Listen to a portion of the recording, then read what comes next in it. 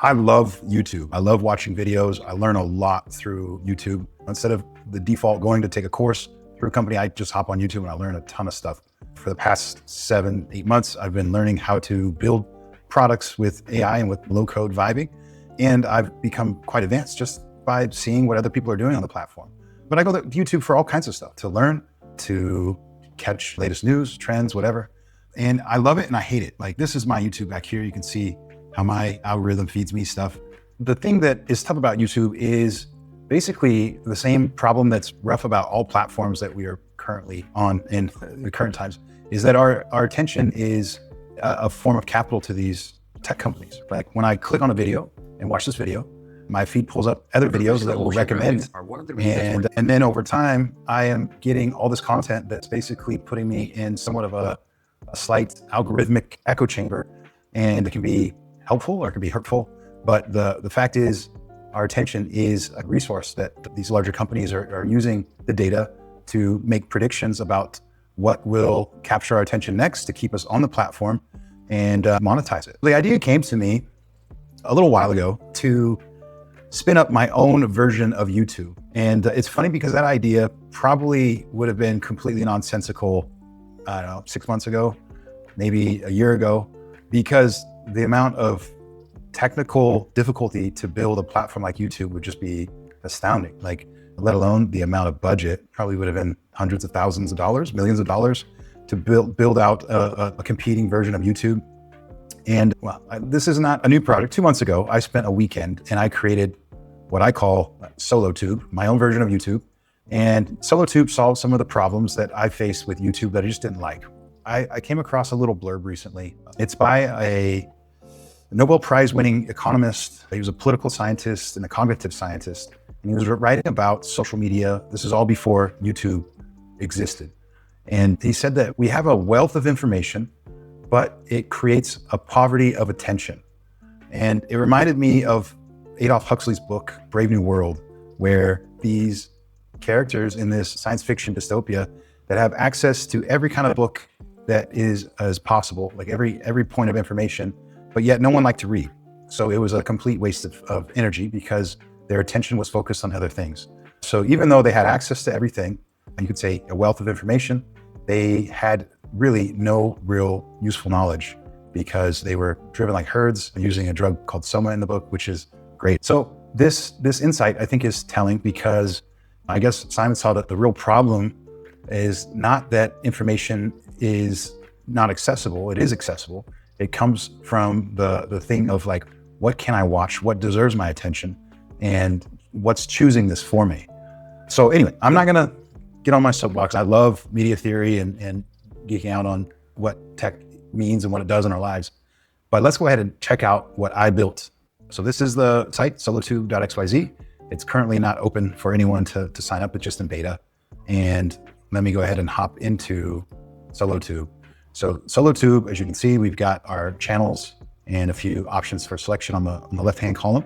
And then we have, I'm on the channel now, so you can see all my different YouTube videos are selected here. Now, the thing about solotube is that I wanted it to be a place that was just quieter than YouTube. I mean, I think of YouTube as being this massive, massive club. If you've ever been in a club where anyone can come into the club and dance and whatever, have a good time. But it is one of the most noisy places where lights are flashing, the music is pounding, you got people crisscrossing every which way. Now, let's say we moved away from the club scene and we went to a private house party where it's curated. You have to be a certain type of person to even get through. You gotta know someone, and you get in and everything is more intentional. You have a selection of the right people that you want to be around, and some weirdo shows up, he's not getting in. So I consider solotube being somewhat parallel to that, where anything that comes into your feed, you are selecting. So you're selecting your feed, you're selecting a particular video to basically bring into solotube where you can watch it and take notes and other things.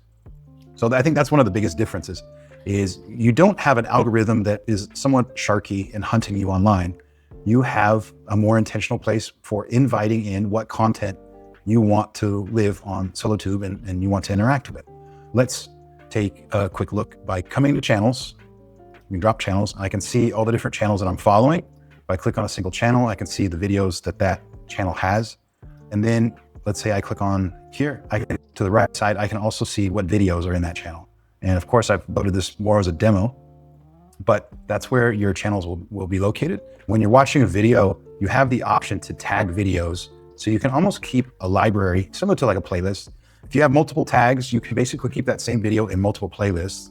I can quickly get into videos that I think are cool, videos that are relating to a particular topic that I'm interested in, and it's all there.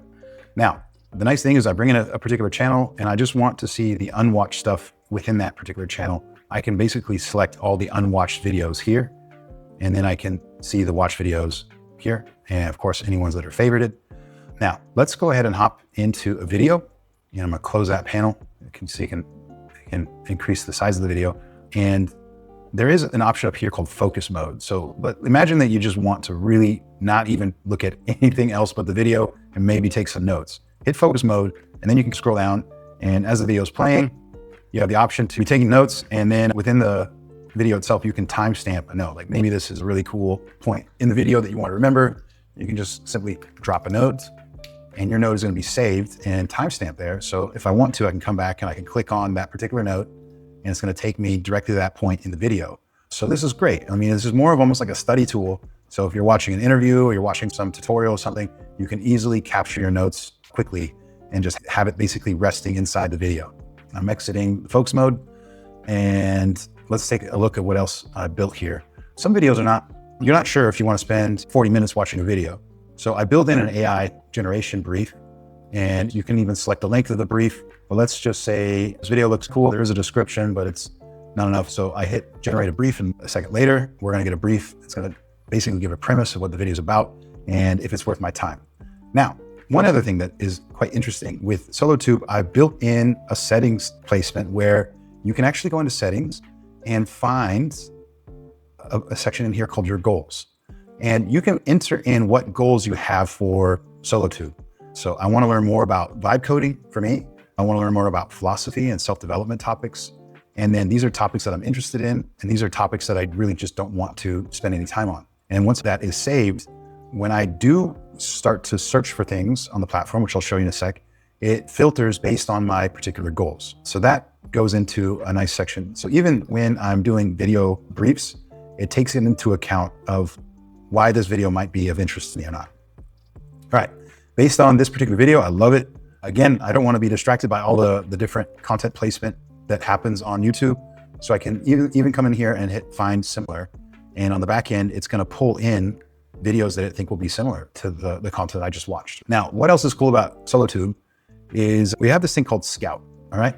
Now, Scout is a way for you to still stay on SoloTube, but have access to YouTube, because discovery is not the same on SoloTube as YouTube. YouTube, thumbnails all in your face, 24/7, hard to ignore, hard to get rid of. There's part of your brain that is always looking and scanning. This video looks interesting while you're still trying to pay attention to the current video. And if any click or any movement of the eye away, and it's hard to really just keep focused. So Scout is meant to counter that. So maybe this particular channel, I really like it. So I want to look for channels like this, or maybe particular videos that I love. And there's a curation down below where I can quickly click and see, I want to find something specific. I can type in the actual specific keyword, and then I can search. From that, it's going to pull up different channels that that Scout thinks might be of interest to me. And I'll slide down here and I was like, oh yeah, this guy, Matt Devella, looks quite interesting. Let's come over here and follow him. And so I can see more about him, and it even suggests types of tags that would fit this channel. And I'll say, okay, it's great. Let's add it to the feed. So now it's been added. I can take a look at Matt's videos. I missed one point.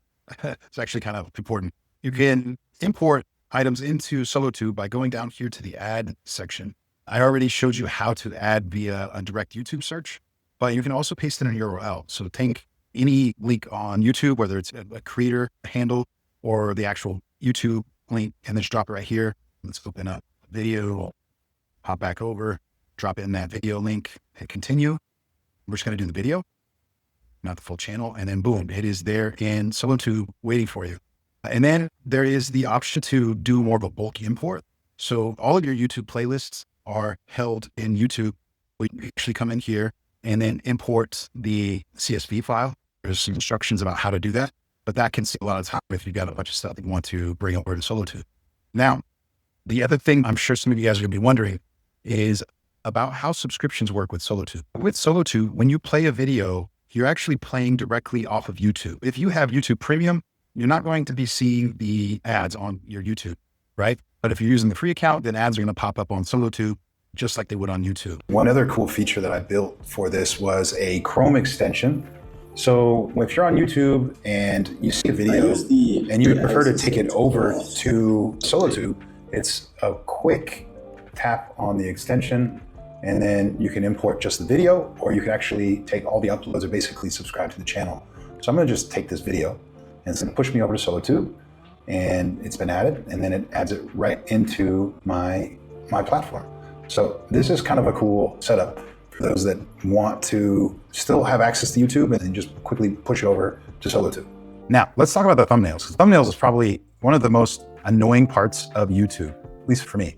So that's why in solotube, I've set it up where you can literally come in here and you can keep the real thumbnail for these different videos, or you have the option to turn on the generative art that is a bit more calm and chill. And every channel will have its own color. So if I collapse this, you can see I have a number of channels that I'm following, and I could quickly locate them if I wanted to. But I can also just completely turn off the thumbnails, which is somewhat of a refreshing experience, because now I'm not being pushed one way or another by the different visuals on thumbnails. I'm literally just in more of a reading thread. It's a very different experience from how we normally will surf on YouTube, okay? And so coming to this, if you're the type that loves the dark theme, this one's for you. solotube looks pretty cool in the dark theme as well. And we also have mobile. I'll put mobile on screen here. So in mobile, you're still able to have the same feeds, same access to Scout, same process, and it's mobile friendly. All right.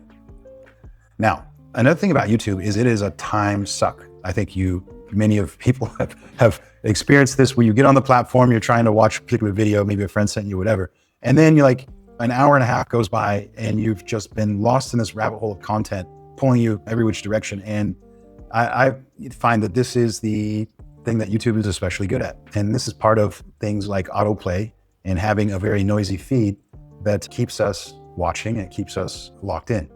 But there's no like safeguards around that. YouTube doesn't have any sort of notification similar to other smart devices that tell you like, oh, you've been sitting too long. So I built in a daily limit, and this is completely at your preference. You're going to get a gentle nudge after, let's say, 30 minutes of watching something on solotube, or maybe an hour or 2 hours for a daily allotted time that you want to spend on this place watching content. And even going further than that, you have the ability to get weekly digest notes. So all of the videos that you've been watching over the course of the week, and any of the notes that you've been leaving in the videos, you can basically subscribe, and every week you can have it drop over. Or even if you want it right now, I could hit send now, and it's going to send it to my email, and I will show you on the right-hand side what it looks like. So again, you can see how much time went into what content, what are the most popular channels that you've been watching, what are some of the notes that you took over the past week. So it actually makes the content more of a system for review and reflection, again, as being more intentional. All right, we looked at the goals. And if for me, I'm very much, I guess, more sensitive to the type of UI that I'm experiencing on platforms. So I wanted to make solotube so it's a lot more modular. If you don't like a particular part of the UI on the app, you can just simply strip it or remove it. Let's hop out here to channels real fast. And I'm gonna start pulling off some of the snippets here. Okay, so you can see there's things that are basically disappearing. If you go into advanced, you're gonna have even more options to remove. Watch to the left side, the panel. And yeah, so now you have more control of even what you want to show up on screen on the UI when you're engaging the platform. You actually have the ability to see in the platform where your time is going. Of course, you have the weekly digest, but here as well, you can see this is where I've been spending time, the channels that are capturing most of my attention. And it even will make recommendations like you haven't been watching these particular creators do you still want to follow them? So there is a way to remove content or creators that are not really that active anymore. And then you have some overall statistics down here. Again, up here, you're going to see how much time you spent on the platform over the week, how many videos were watched, how many notes were created. And then you have a note section. So note section allows you to literally just see, based on the date or the video or the tag, what notes you're leaving. And so you can come back here and reflect, or maybe you had something that was cool and you actually want to come back and find it again. You can actually search for those items. Click on it, takes you right back to the video. You can come down here and see my notes. So that is super convenient. And also, I have allowed this feature of just directly searching YouTube. If you hit Scout and maybe you don't have something in here particularly but you do have someone in particular you want to see, let's just say, I don't know, I like watching some of the content from Alex Hormozy, and let's search. This is actually going directly on YouTube's site, and it's searching all the different content from this particular channel. And so now I can pull up, let's say, a piece of Alex's content, and then if I like it, I can follow it. I think we have basically looked over much of what SoloTube is about. I think my overall goal is just allow the user to be in a position to have more control of what comes into their viewing space, be more intentional as far as what they want to follow and how to engage that content by things like taking notes and seeing a weekly digest, and then just basically having more of a fit, you could say, like a information diet, because that's something that most of us don't think about. Like, really, what are we ingesting? What is it doing to us? And is it improving our lives, or is it like making us turn into slobs or zombies? I'll let you consider that on your own. But this is my SoloTube. This is just it was a fun weekend project. I think I put this up in a little less than 2 days. It makes me think of this bigger picture of what software now has become. Because before, software was something that only big tech companies had the ability to play with, because they needed a certain level of staffing for technical staff that were very expensive, and just budgets to build, budgets to gain market share. And we were really forced to either accept or reject what value that they had in the software. And now, instead of just being able to complain about it or jump to another software provider, now we have the ability to actually create something customized that fits our preferences and that it's something that we would want to use. And I think that division between software as this hardened piece of product, and now where it's like clay or it's moldable, has become more and more of a realistic thing. And I love it. I love being able to build. I love being able to design. So this has been a fun project to work on. And if you do want beta access, let me know. Right now, I'm not launching this out. It's still going to stay in beta for a while, but I would love to get feedback. If you want, go to solotube.xyz and sign up, and you'll get updates as well when and if this does go live.